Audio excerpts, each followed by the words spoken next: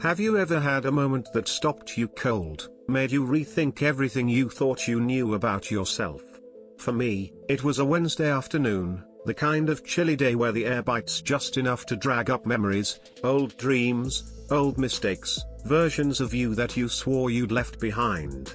I was parked outside my old elementary school, the red bricks still standing tall, though now they were dressed up with fresh blue paint on the window frames and a playground twice the size of the one I used to know. The smell hit me first, crayons and disinfectant, that unmistakable school scent that clings to your clothes and your memories. I wasn't there for nostalgia, though.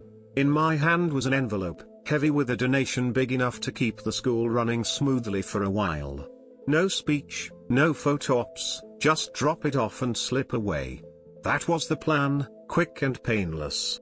But life, as it often does, had other ideas. The secretary, her silver hair pinned neatly, greeted me with a smile so kind it felt like she remembered me as that scrawny kid who always lost his pencils. "Can I help you?" she asked, her voice soft but curious. "Just here to see the principal about a donation," I mumbled, feeling oddly out of place. She nodded, told me to wait, and pointed me to one of those hard plastic chairs that seem designed to make your back ache.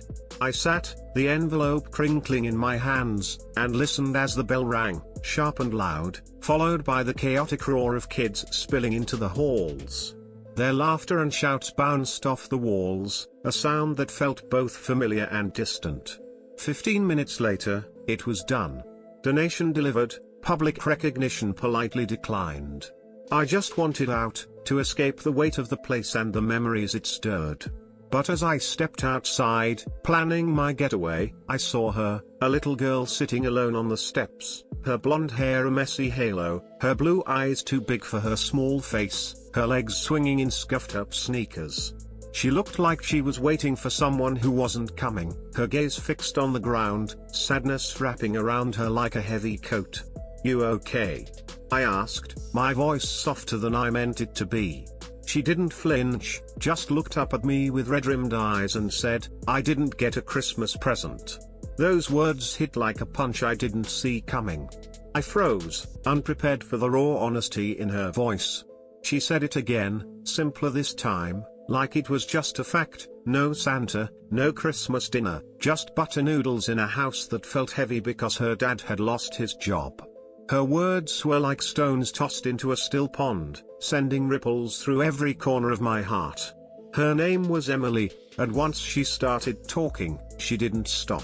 She told me about her mom's silence at the kitchen table, her dad's exhaustion, the way grown-ups hush their voices when kids walk in, thinking they won't notice. She talked about pretending she had gifts so her classmates wouldn't whisper, pretending Santa still cared because some kid at school said he only visits rich kids.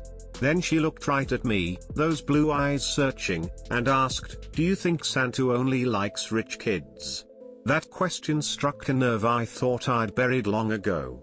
Here I was, a billionaire with a check in my pocket, suddenly speechless. "I think sometimes things are hard for adults," I managed, my words feeling thin and useless. But Emily just kept going, listing all the ways she tried to be good, as if goodness was a currency she could trade for happiness.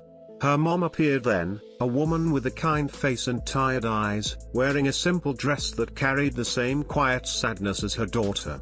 She took Emily's hand, and as they turned to leave, Emily looked back at me and said, "Thanks for talking to me.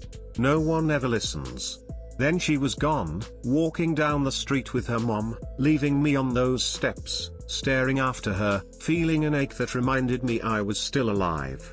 I drove home through clean streets lined with manicured lawns, past all the things that made my world so different from Emily's. My house was quiet, every polished surface a testament to success, but it felt emptier than ever.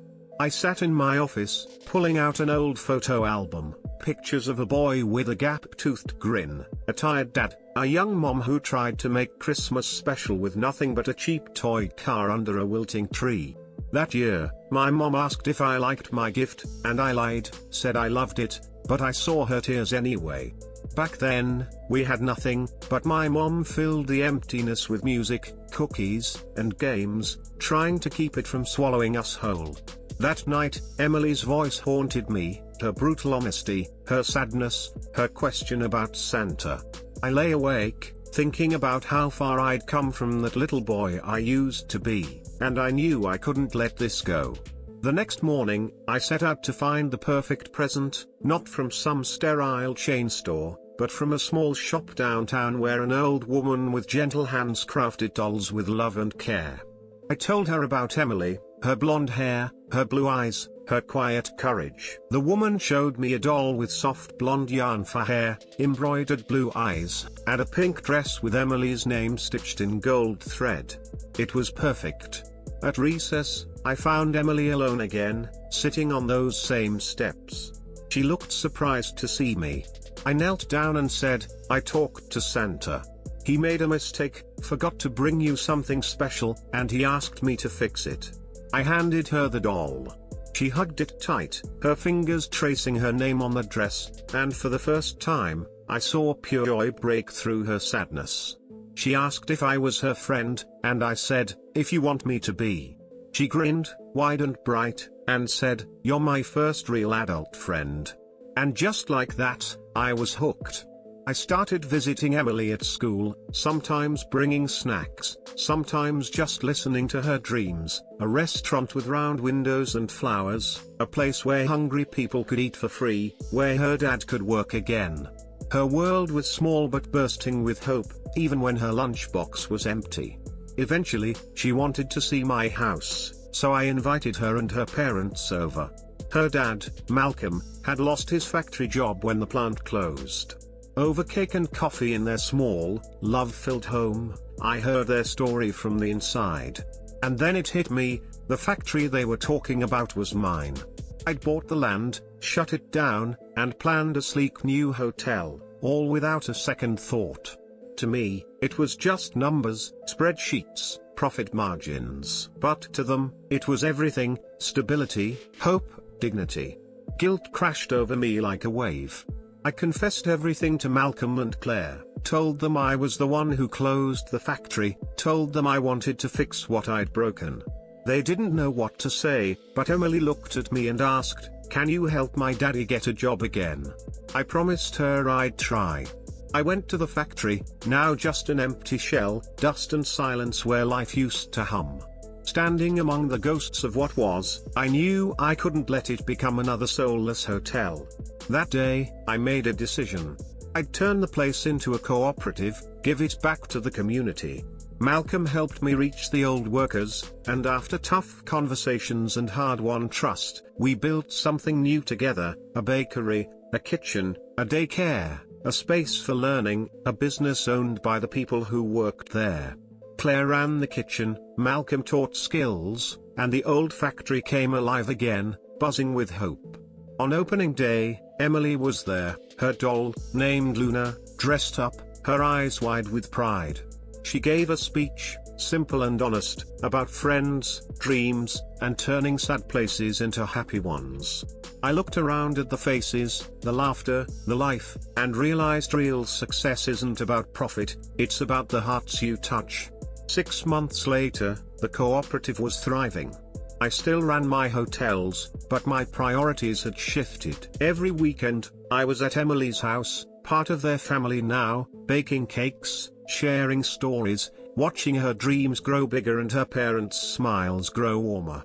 One Sunday, as we sat on their porch, Emily hugged Luna and whispered, "He's family now. We just haven't decided on his title." She was right.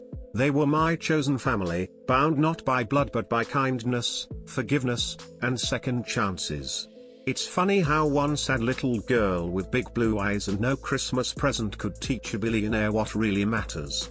So, what do you think? Is it ever too late to do the right thing? Is justice about fixing numbers or fixing hearts? Drop your thoughts in the comments below, and let me know, does someone like me deserve forgiveness? What would you have done? If this story moved you, hit that subscribe button on Midnight Tales for more stories that remind us how a little kindness can change everything. Share it with someone who needs to hear it, because maybe, just maybe, we all need a reminder that one moment can rewrite a life.